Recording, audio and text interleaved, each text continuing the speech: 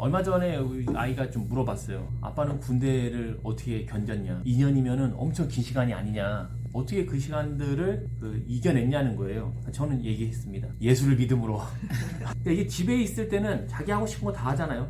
늦게 자고 늦게 일어나고 또 하고 싶은 거 다 하고 먹고 싶은 거 먹고 되게 자유롭게 살았단 말이죠. 근데 갑자기 자유가 없어지고 6시 반에 기상해야 되고 새벽에 근무 서야 되고 고된 노동과 훈련을 받아야 되는 이런 입장이 됐을 때에 쉽지 않다는 것이죠. 하지만 중요한 건 뭐가 있냐면 기한이 있다는 거예요. 2년 2개월 26개월 후에는 제대한다라는 기한이 있어요. 입대하면 바로 계산에 들어갑니다. 앞으로 800일 남았다. 요셉을 보면 아버지에게 굉장히 사랑을 받고 또 자유와 풍족함을 누렸다가 갑자기 노예가 된 거거든요. 그것도 친족에 의해서 말이죠. 군대는 기한이라도 있지 노예는 기한이 없어요. 죽을 때까지 노예로 산단 말이죠. 무엇이 될 거라는 소망이 있을 수가 없다는 거예요. 1층 살다가 반지하러 가는 것도 힘들지만 사실 타워 팰리스 살다가 반지하러 가면 그것은 삶의 소망을 갖기가 어려운 거거든요. 이전에 살았던 삶이 있기 때문에 요셉이 이런 힘든 시간들을 어떻게 견뎌낼 수 있었을까요? 많은 분들이 이렇게 얘기해요. 요셉은 뭐가 있었냐면 꿈이 있었다는 거예요. 그가 견딜 수 있었던 건 그가 꿈이 있기 때문에 견뎠다. 그래서 청소년 집회 가면 항상 꿈꾸는 요셉의 이야기는 꼭 한 번씩 하더라고요. 요셉을 보십시오. 그는 하나님이 주신 꿈이 있습니다. 힘든 시간을 견디고 그리고 총리가 되는 겁니다. 그러니까 여러분도 하나님의 꿈을 가지십시오. 꿈을 꾸세요. 꿈을 포기하지 마십시오. 이런 설교들을 엄청 하거든요. 한국의 교육을 보면 위인전이나 종교나 강연에 보면 항상 꿈의 얘기를 항상 해요. 당신은 지금 볼품 없지만 아무것도 아니지만 꿈을 가져라. 달라질 거다. 이런 식의 얘기들을 하거든요. 그건 진실한 삶이 아니에요. 진실한 삶은 어떤 삶일까요? 꿈꾸는 삶이 아니에요. 자신의 현실과 사실을 인정하는 삶이 진실한 삶이거든요. 현실과 사실을 인정하는 삶이에요. 그것은 엄청난 힘이 필요합니다. 자신의 현실과 사실을 부정하면 이렇게 돼요. 언젠가 뭐가 될 거다. 지금의 나는 진짜가 아니다. 항상 이렇게 얘기하죠. 그러면서 부유해지고 잘 사는 사람을 보면 뭐라고 합니까? 저거는 정직하게 번 것이 아닐 것이다. 그리고 이쁜 사람을 보면 뭐라 그러죠? 저건 다 수술한 것이다. 그리고 쟤네가 저렇게 된 건 부모를 잘 만나서 그렇다라고 굉장히 사회 부정자가 거거든요. 진실한 삶을 살지 않는다는 말이죠. 신앙은 자신의 사실과 현실을 인정하는 힘에서 시작이 되는 거예요. 내가 못생긴 거 인정하는 겁니다. 나는 소망이 없다는 거 인정하는 겁니다. 내 힘으로 할 수 없는 것이 너무 많다는 것도 인정하는 겁니다. 나는 아무것도 아니었다는 것과 나는 죄인이 분명하다는 것을 그런 사실과 현실을 수용하여 하나님께 항복하는 것이 신앙의 시작이 되거든요. 물론 꿈을 가진다는 것이 현실을 부정한다는 뜻은 절대 아니에요. 적어도 요셉은 자신의 사실과 현실을 부정하고 꿈을 붙잡고 살지 않았다는 얘기를 하는 겁니다. 물론 요셉도 처음에는 꿈과 소망을 가졌을 수 있어요. 그럴 수 있죠. 형들 중에 양심 있는 놈이 있으면 분명 아버지에게 내 상황을 얘기해갖고 나를 다시 리턴할 것이다. 이런 희망이 있었겠죠. 하지만 형들에 의해서 체력옷이 벗겨져서 노예가 되었어요. 다행히 주인이 잘 봐줘갖고 가정의 총무가 됐지만 다시 여주인에 의해서 옷이 벗겨지고 감옥에 가게 되거든요. 형들에게 배신당하고 주인에게 배신당하고 또 감옥에서 두 간원장에게 배신을 당했다면 요셉이 여전히 꿈 같은 걸 꾸고 있을까요? 그리고 요셉이 가졌던 꿈은요, 총리가 되는 게 아니에요. 요셉이 가진 꿈은 뭐였어요? 부모와 형제들이 자신에게 절하는 거거든요. 솔직히 요셉의 현실에 있어서 부모와 형제들이 자기에게 절하는 게 무슨 의미가 있냐는 거예요. 사람들은 계속 요셉이 총리가 되는 꿈을 가졌다고 이렇게 착각하지만 실제로는 부모와 형제들이 자기에게 절하는 꿈이었거든요. 근데 그것이 자신의 현실에 무슨 도움이 되냐는 겁니다. 이런 꿈은요, 진작에 잊어버렸어요. 왜? 자신의 삶과 전혀 관계가 없기 때문이죠. 차라리 노예로서 나는 가정의 총무가 되겠다, 아니면 자유인이 되겠다, 아니면 나는 열심히 해서 큰 부자가 되겠다, 아니면 우리처럼 나중에 고아원을 짓겠다, 나는 선교사가 되겠다, 이런 것은 사실 현실적이고 의미가 있는 거거든요. 누가 자신의 형제들과 부모가 내게 절하는 것을 꿈과 소망으로 갖고 살겠냐는 겁니다. 사람들은 요셉이 총리 되는 걸 꿈꿨다고 하지만 그렇지 않아요. 가족들이 내게 절하는 게 무슨 꿈이고 무슨 목적이 되겠냐는 겁니다. 창세기 42장 8절 9절 한번 읽어주세요. 요셉은 그의 형들을 알아보았으나 그들은 요셉을 알아보지 못하더라. 요셉이 그들에게 대하여 꾼 꿈을 생각하고 그들에게 이르되 너희는 정탐꾼들이라 이 나라의 틈을 엿보라고 왔노라. 여기서 보면 그 꿈을 생각하고 완료형이에요. 이게 미완료형이면 요셉이 그 꿈을 계속 생각하고 있는 거거든요. 미완료니까. 근데 완료는 뭐냐면 잊어버렸어요. 그러다가 형들이 오니까 갑자기 그 꿈이 생각이 난 거거든요. 잊어버리고 살다가 그때 와서 생각이 난 것이지 부모와 형제가 내게 절할 것이다 막 붙잡고 산 것이 아니라는 겁니다. 요셉은 꿈이 아니라 현실을 수용하고 산 사람이에요. 현실과 사실을 수용한 겁니다. 진실한 삶이에요. 요셉의 삶은 이미 그의 결정과 선택의 손을 떠났어요. 그가 뭘 정해서 이렇게 하겠다 저렇게 하겠다 뭐가 되겠다 할 수 있는 환경이 아니었다는 것이죠. 기한이 없는 노예 생활이었어요. 누군가에 의해 정해진 삶을 산다는 것을 요셉은 수용하는 겁니다. 누구에 의해서 요셉의 삶이 결정이 됐을까요? 아니, 내 인생이 내 것이 아니라면, 하나님이 주인이시라면 어떤 계획을 갖고 있지 않을까? 하나님의 주인 되심을 인정하는 성도는 어떤 환경에서 어떤 입장으로 되었든지 간에 그 현실을 수용하는 힘이 있어요. 진실한 삶을 살 수 있는 겁니다. 그리고 하나님이 주인이시고 선한 목자라면 뭔가 계획이 있어서 이런 시간들을 주시지 않을까? 내가 알지 못하는 어떤 일을 준비하고 계시지 않을까? 그것을 수용하는 겁니다. 사람들이 볼 때는 요셉의 삶이 보디발에 의해서 결정된다고 생각을 해요. 왜냐하면 보디발이 실제적으로 주인이니까요. 요셉이 자신의 삶이 형제들과 보디발에 의해서 결정이 된다고 생각을 했다면 자신의 삶을 망친 형제들을 그는 매일 원망하고 울면서 지냈을 거예요. 내 삶을 형제들이 이렇게 만들었다고 생각하니까. 그리고 보디발에게는 어떻게 하죠? 잘 보이려고 엄청 노력했겠죠. 그리고 보디발의 아내가 동침을 요구할 때도 이건 사실 기회거든요. 큰 라인을 탈 수 있는 기회가 된 거예요. 완벽한 라인 줄이 내려왔다고 생각을 해야 되거든요. 하지만 요셉은 이렇게 얘기합니다. 내가 어찌 이 큰 악을 행하여 하나님께 죄를 짓겠냐 라고 얘기하거든요. 그의 인생은 형제들에 의해서라든지 보디발에 의해서라든지 결정되는 것이 아니라 하나님에 의하여 인도함을 받는 것을 그가 인정하는 것입니다. 요셉의 삶은요, 불확실해요. 또 스스로 나는 무엇이 되겠다고 할 수 있는 입장, 그런 꿈이나 소망을 가진 입장이 아니었어요. 요셉이 그런 희망 없는 날들을 살아갈 수 있었던 힘은 하나님의 주인 되심에 있다는 것이죠. 내 주인이 나와 함께 하신다는 것을 인식하고 그걸 믿음으로 그 시간들을 견디는 거예요. 우리 인생도 사실 요셉과 같이 불확실하거든요. 한치 앞을 알 수 없는 인생이 사람들의 삶이에요. 구직활동, 퇴직 이후의 생활, 사별, 또 이민, 이 모든 환경에서 성도는 꿈을 가지고 그것을 꿈꾸고 소망을 갖는 것이 아니라 하나님의 주인 되심을 인정하여 믿는 자가 성도라는 겁니다. 2절에 보면 하나님의 주인 되심을 인정하는 요셉이 어떻게 됐다고 그러죠? 어떤 사람이라고 얘기하죠? 형통한 자라고 말하잖아요. 3절에 보면 보디발도 얘기합니다. 여호와께서 함께하사 그의 범사에 형통하게 하심을 보았다 얘기를 해요. 23절도 한번 보세요. 여호와께서 그의 범사에 형통하게 하셨다고 하거든요. 여전히 노예지만 가정총무가 되고 여전히 죄수가 됐지만 죄수 관리자가 됐다는 거예요. 근데 이게 형통이냐는 겁니다. 형통인가요? 그럼 형통은 대체 뭔가요? 보면 찰라흐라는 히브리어를 번역한 게 형통인데 이것은 어떤 뜻이냐면 앞으로 나아가다, 발전하다, 형통하다라는 뜻을 갖고 있어요.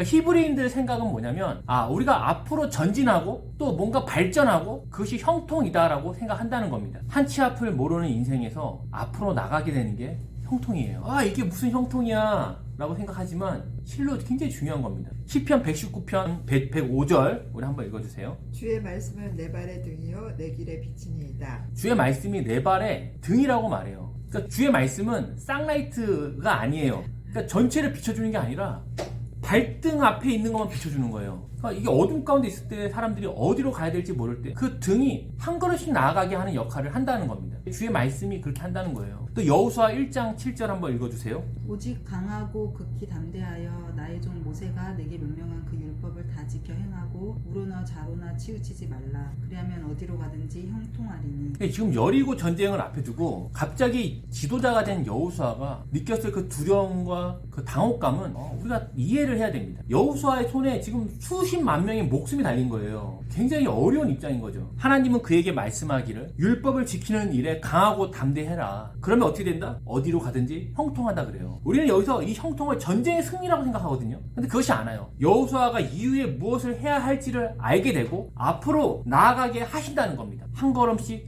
그 다음 스텝을 알게 하시고 인도하시는 것이 형통이에요. 그래서 전쟁이 끝나면 항상 하나님께 가서 물어보고 하나님이 얘기해주면 그 다음 스텝을 밟고 이렇게 하는 거거든요. 왜? 그것이 형통이니까요. 기업의 총수들 있잖아요. 그분들의 고민이 대체 뭘까요?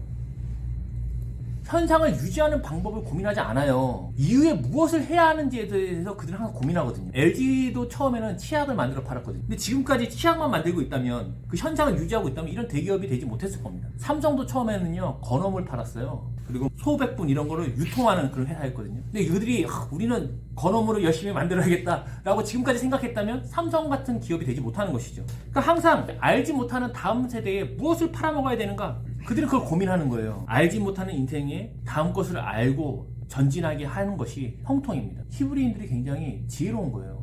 형통이 뭔지를 아는 것이죠. 요셉은 모든 상황 속에서 하나님의 주인 되심을 인정하고 믿음으로 살았어요. 분명합니다. 꿈을 꾸고 내가 그렇게 될 거야 이런 거 아니에요. 형들과 부모님 절하는 게 무슨 의미가 있어요. 지금 나 노예인데. 사람들은 일이 잘 안 풀리고 좋지 않은 일이 연속으로 일어날 때에 정신적인 아픔을 경험해요. 또 관계에 분열을 만들어냅니다. 다 나 때문인 것 같고 괜히 내가 옛날에 죄져서 그런가, 내가 뭔 잘못을 했길래 이런 일이 생기는가, 그리고 다 너 때문인 것 같죠. 너 때문에 이렇게 됐다. 원망과 미움을 가지게 돼 있어요. 맨날 반복되는 실수와 실패와 또 좋지 않은 일에 연속이 있을 때 말이죠. 그래서 모든 것을 포기하게 되는 일들이 생기죠. 그래서 어떤 분들은 자신의 생명을 끊는 분도 있지만 집에 가서 아무것도 안 하는 분도 있어요. 자녀도 안 돌보고 집에 쓰레기가 쌓이고 설거지가 쌓이고 이런 게 우울증이거든요. 요셉은 이러한 때에 어떻게 그것을 이겨내냐? 하나님을 믿음으로, 하나님이 주인이시면 이렇게 끝나지 않지 않겠나? 어떤 계획이 있지 않을까? 그렇게 길을 걷는 겁니다. 그렇게 가정의 총무가 됐을 때 요셉의 마음에 어떤 소망이 있었겠죠. 이렇게 빛을 보는구나. 노예였지만 가정 총무 한 단계 승진했네.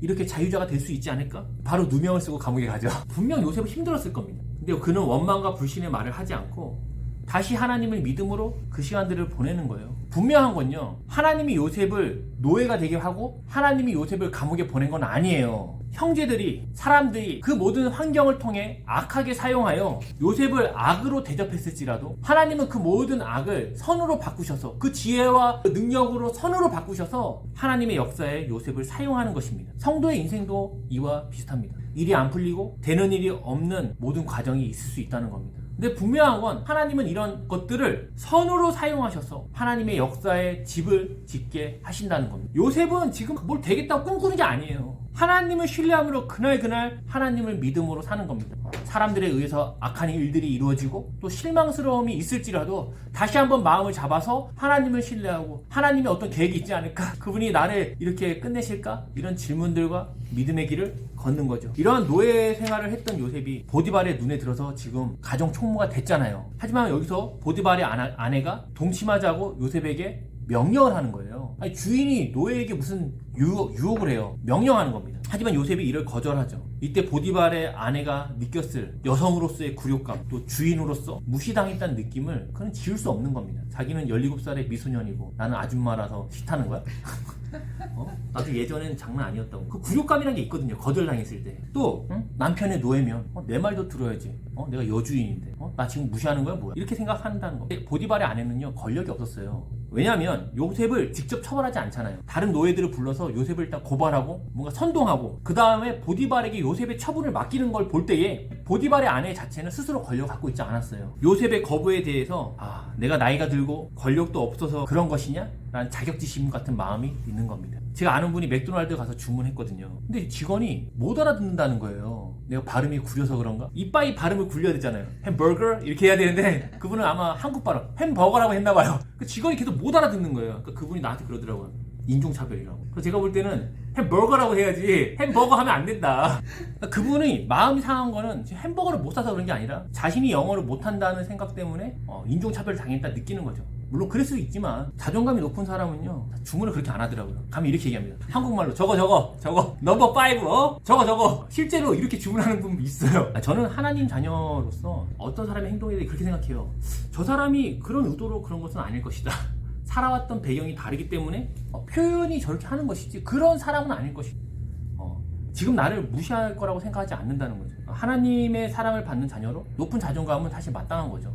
보디발의 아내의 고발 내용을 보면요, 그녀가 왜 자존감이 이렇게 낮은지, 왜 요셉의 이런 거절에 대해서 그렇게 난리를 칠 수밖에 없는지를 알 수 있어요. 첫째, 그녀는 보디발과 사이가 좋지 않았다는 걸 알 수가 있어요. 14절 보면 얘기하죠. 보라, 주인이 데려온, 이렇게 얘기하거든요. 보라, 주인이 데려온. 그 17절에 보면 얘기합니다. 당신이 우리에게 데려온 히브리 종이라고 얘기하거든요. 남편에게 책임을 돌려요. 다 너 때문이라는 거예요. 내가 지금 굴욕감을 당하고 무시당한 거 다 누구 때문이다? 너 때문이라는 겁니다. 너. 남편과 관계가 좋지 못한 상태죠. 또한 보디발의 아내는 아까 얘기한 것처럼 스스로 뭔가를 처벌할 수 있는 권세가 없어요. 다른 노예들을 다 선동해야 됩니다. 15절에 보면 어떻게 선동합니까? 먼저 시각적인 효과를 보여주죠. 요셉에게 빼앗은 옷을 흔들어댑니다. 그리고 그녀가 얘기합니다. 요셉을 히브리 사람, 17절에 히브리 노예라고 얘기를 하고 자신들과 다른 노예들은 뭐다? 우리라 그래요. 14절 보면 보라, 주인이 그 보디발 그 남편놈이 히브리 사람을, 우리랑 다른 히브리 사람을 우리에게 데려다가 우리를 희롱한다. 17절에 보면 당신이 우리에게 데려온, 계속 우리란 표현을 쓰죠. 실은 자기 혼자지만 히브리 노예의 놈이 나를 희롱했다. 선동갑니다. 그러니까 선동을 언제 하는 거죠? 자신이 권력이 없고 자신이 사람들로부터 권세를 얻지 못할 때에 그 권세와 지지율을 얻기 위해 하는 게 선동이거든요. 그래서 정치인들이 이런 표현들을 굉장히 많이 씁니다. 남성과 여성을 나눠요. 그리고 노인과 청년을 나누고 전라도와 경상도를 나누고 그들이 우리의 나라를 망치고 있다고 얘기합니다. 그래야 지지율이 올라가는 거예요. 저 유대인들이 우리 아리아인과 세계를 위협하고 있다. 히틀러가 하는 얘기들이죠. 저 흑인들이 우리 아시아인들을 무시한다. 저 아시아인들 때문에 우리 흑인들이 일자리가 없어진다. 이렇게 선동해야 자기의 편이 생기고 지지율이 생기고 그렇게 권력을 얻는 거거든요. 지금 딱 보디발의 아내가 권력도 없고 남편과 사이도 안 좋고 이것들을 이 언어 가운데 드러낸다는 겁니다. 요셉을 히브리 사람이라고 말하며 다른 노예들과 나누고 자신과 노예가 하나인 우리라고 함으로써 그리고 모든 것이 보디발의 잘못이라고 하여 자신의 편들을 끌어들이는 겁니다. 그리고 이게 왜 통했냐면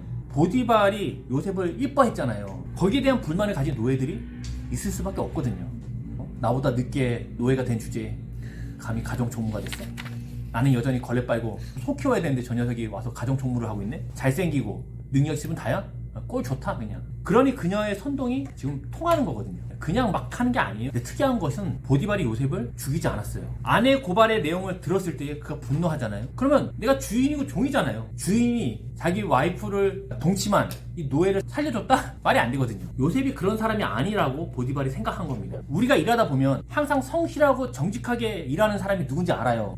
근데 그분이 항상 성실하고 정직하게 일했던 분이 근무 시간에 같이 벤치에 앉아서 쉬고 있어요. 그럼 사람들이 어떻게 생각합니까? 쟤 왜 벤치에 앉아서 쉬고 있어? 다 일하는데? 이렇게 생각 안 하죠. 저분이 오늘 뭐가 일이 있나? 무슨 문제가 있나? 이렇게 생각하는 거예요. 항상 농땡이 피던 분이 벤치에 앉아 있어요. 그럼 얘기하겠죠. 쟤 또 앉아 있네. 일을 언제 하는 거야? 보디발은요, 요셉이 그동안 보인 행적들이 있잖아요. 있기 때문에 아내의 말을 듣고서 처음에는 화가 났지만 생각해보니 그렇지 않다고 생각하는 겁니다. 사람들은요, 어떤 거에 대한 평가를 다른 사람에게 맡기거든요. 옆집 철수 엄마가 그러는데 그 사람이 그렇대. 그 음식점 맛이 없다, 짜다, 비싸다. 남들의 말을 듣고 누군가를 평가하는 사람은요, 어린아이예요. 저는 다른 사람이 뭐라고 하든 그 듣지 않습니다. 그 사람과 그 식당에 대한 평가는 제가 직접 가서 확인합니다. 왜냐하면 사람의 말을 듣다 보면 그 사람이 그렇게 보이거든요. 선입관이 생기거든요. 그러면 당연히 어떻게 되면 분열이 생깁니다. 그런 일을 저도 몇 번 경험해 보니까 이건 그 말을 다 들을 게 아니구나. 평가는 내가 직접 하는 것이고 그 사람에 대해서 내가 알면 믿어주는 겁니다. 그런 부분에서 보면 보디발은 굉장히 뛰어난 친위 대장이었어요. 뛰어난 사람이었어요. 그대로 남의 말을 듣고 평가한 사람이 아니었기 때문이죠. 그렇다고 요셉 자체를 무죄에 석방할 수는 없었어요. 그러면 자기네 집안이 시끄러울 수 있잖아요. 요셉을 그냥 집에 가정총무로 뒀으면 다른 노예들하고 얼마나 시끄러웠겠어요. 야, 집안의 기강이 무너졌다. 이렇게 생각할 거 아닙니까? 그래서 왕의 제수를 가두는 곳에 가두는 것으로 이 사단을 정리하는 겁니다. 지혜로운 자죠, 보디발은. 요셉은 바닥에서 지하로 내려가는 경험 속에서 마음속에 여러 가지 어려움이 있었겠지만 다시 한번 자신을 설득하여 하나님을 신뢰하는 것입니다. 현실의 원망과 책임을 누군가에게 돌리고 내가 이렇게 된 거는 다 형들 때문이고 보디발 때문이라고 생각하지 않는 것이죠. 왜? 나의 인생, 알지 못하는 나의 인생은 그들에 의해서 결정되는 것이 아니라 하나님의 함께 하심과 주인 되심으로 인하여 결정되는 것을 그가 믿기 때문이에요. 우리 아이들 보면 항상 즐겁고 평안하잖아요. 왜냐하면 부모가 대신하여 책임져주고 돌봐줄 것이라는 믿음이 있기 때문이에요. 중요한 것은 아이들에게는 믿음이 있는 거예요. 누구에 대한 믿음? 부모에 대한 믿음이 있으니까 그렇게 철없이 사는 겁니다. 초등학생인데 항상 고민해요. 우리 집안에 대출금을 어떻게 갚지?